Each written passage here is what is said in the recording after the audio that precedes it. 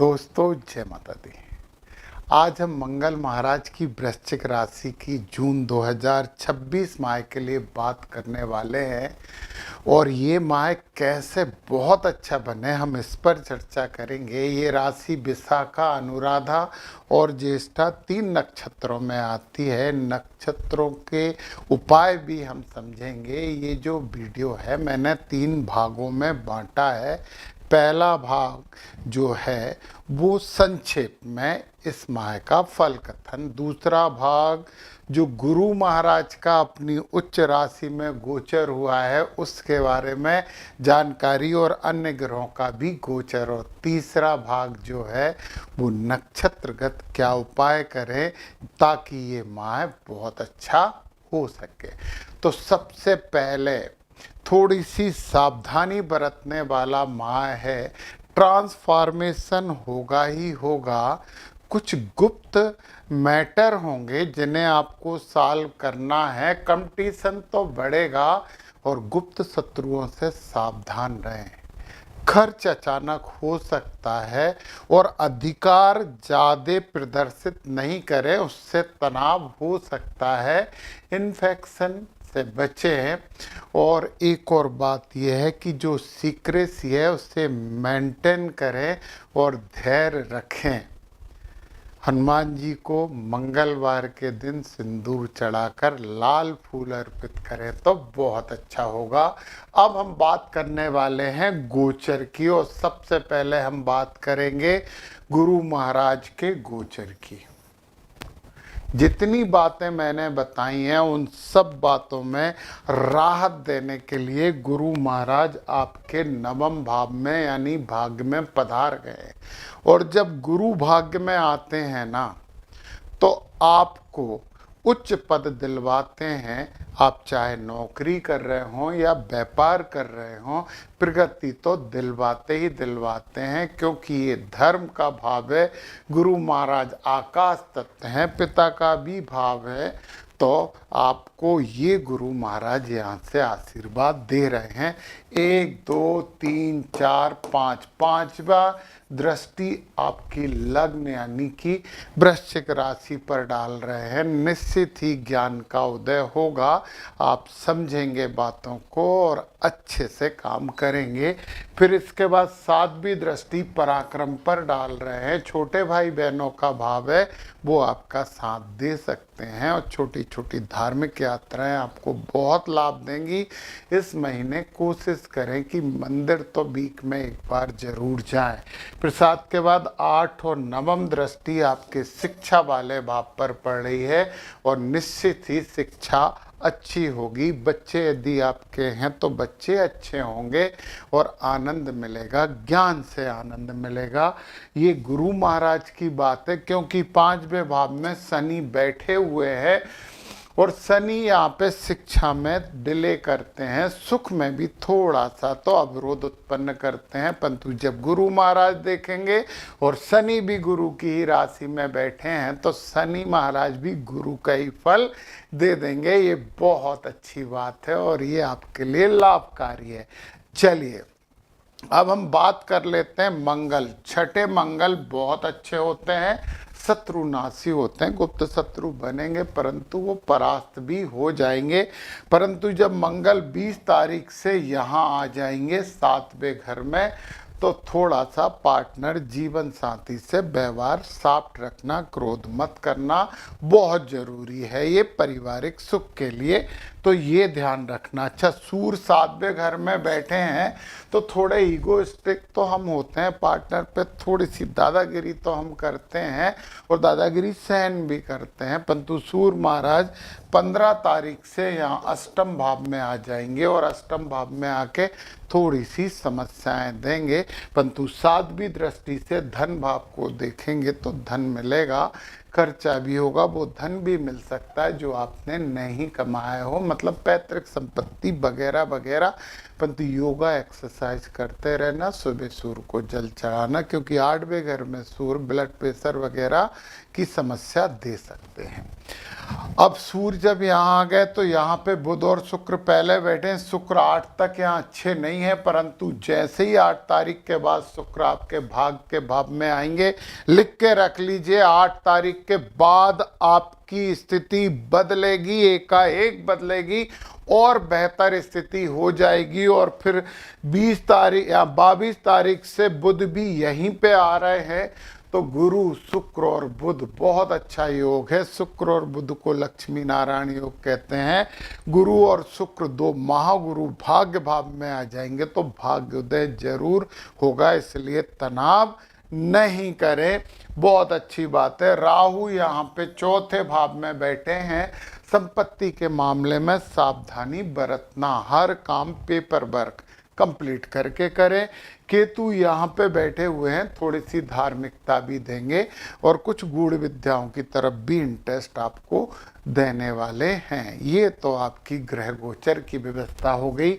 अब हम बात कर लेते हैं वृश्चिक राशि 3 नक्षत्रों के अंतर्गत आती है। सबसे पहले विशाखा नक्षत्र। देखिए, मैं एक बात आपको बहुत अच्छे से बता रहा हूं, यदि आप समझ लोगे तो फायदे में रहोगे कि नक्षत्र यदि हमारे लिए शुभ है तो ग्रह कहीं पे भी बैठ के अशुभ फल नहीं देगा, इसलिए नक्षत्रों को शुभ करना होगा। नवतारा चक्र से हमें पता चलता है कि नक्षत्र हमारे लिए शुभ हैं या अशुभ। आपको नवतारा चक्र समझना है, नक्षत्र समझना है, बेसिक कुंडली की जानकारी लेना है तो नीचे डिस्क्रिप्शन में मेरे ऐप की लिंक है, डाउनलोड करके वो कोर्स ले सकते हो। लिखा है फाइनेंस एस्ट्रोलॉजी, परंतु उसमें नवतारा चक्र, बेसिक एस्ट्रोलॉजी सब है, आप प्राप्त कर सकते हैं। तो चलिए सुनिए, सूर्य जो है ना 11 तक बद नक्षत्र में है। सूर्य के लिए सबसे पहले मैं बात कर दूं,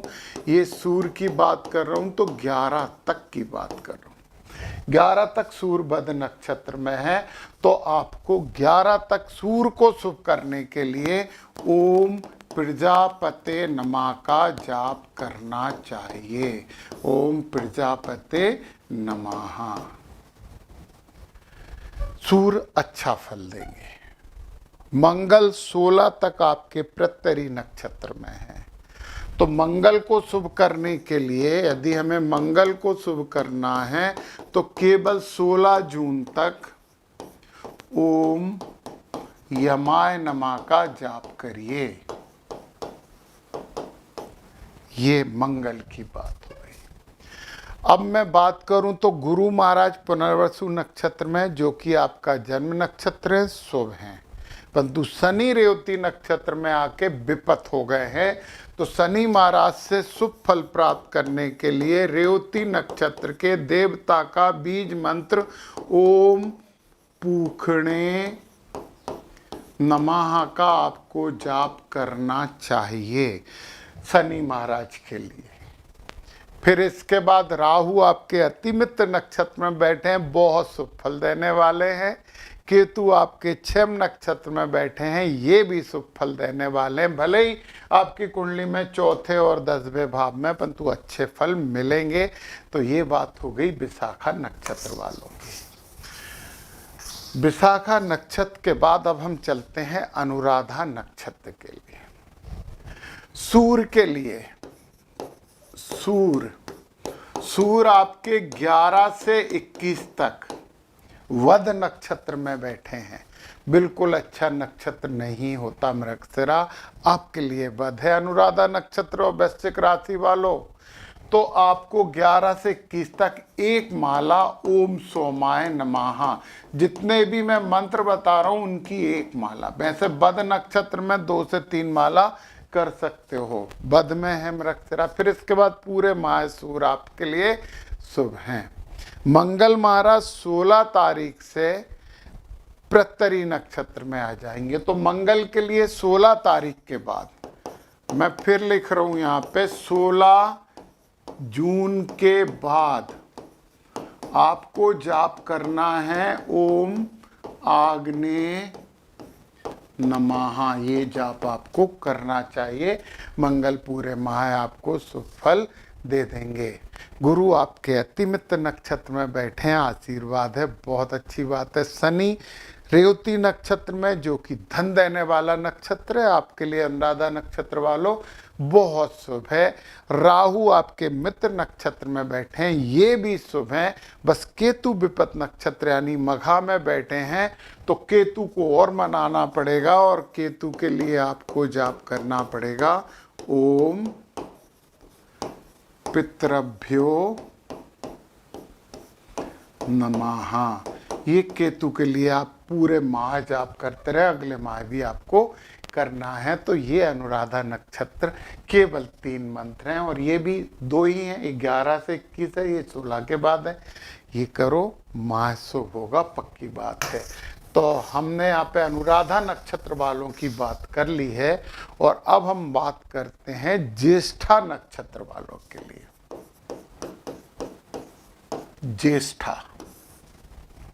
ज्येष्ठा नक्षत्र वालों के लिए सूर्य 11 तक प्रत्यरी नक्षत्र हैं, रुकावट वाले नक्षत्र हैं। अपन प्रत्यरी नहीं रहने देंगे, अपन क्या करेंगे, सूर्य के लिए 11 तक, सूर्य के लिए आपको करना है 11 तक ओम प्रजापते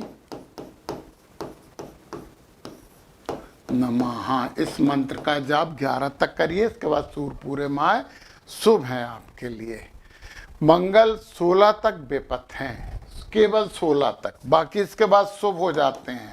तो मंगल को शुभ करने के लिए 16 तक आपको जाप करना है ओम यमाय नमः। ये 16 तक के लिए मंगल के लिए करना है। फिर गुरु आपके मित्र नक्षत्र में बैठे हैं, बहुत अच्छे हैं, शुभ हैं, आशीर्वाद दे रहे हैं। शनि जन्म नक्षत्र में है, ठीक है। राहु सतभिषा नक्षत्र में बैठे हैं, जो आपके लिए वध नक्षत्र है। तो राहु को शुभ करने के लिए, आपको पूरे माह जाप करना है ओम वरुणाय नमः का। वरुण देवता का मंत्र है, सतभिषा नक्षत्र के देवता का मंत्र है। परंतु केतु आपके संपत्ति धन देने के लिए बैठे हैं, ज्ञान ध्यान और अध्यात्म से आपको धन देंगे केतु, शुभ है आपके लिए। ये है तीनों नक्षत्रों के उपाय। मानोगे तो फायदे में रहोगे, नहीं मानो तो तर्क और कुतर्क करिए। बाकी तो अच्छा है और अच्छा ही होगा। मंगल महाराज की राशि है आपकी, अच्छी है। वो कहते हैं कि ये राशि नीच राशि होती है। असल में वृश्चिक राशि जल तत्व की राशि है और चंद्रमा जल तत्व है, परंतु दोनों के जल तत्व में एक अंतर है। वो अंतर क्या है, मैं आगे बहुत जल्दी वीडियो में तत्वों का बनाने वाला हूँ, जिसमें सब जानकारी दूंगा। जय माता दी।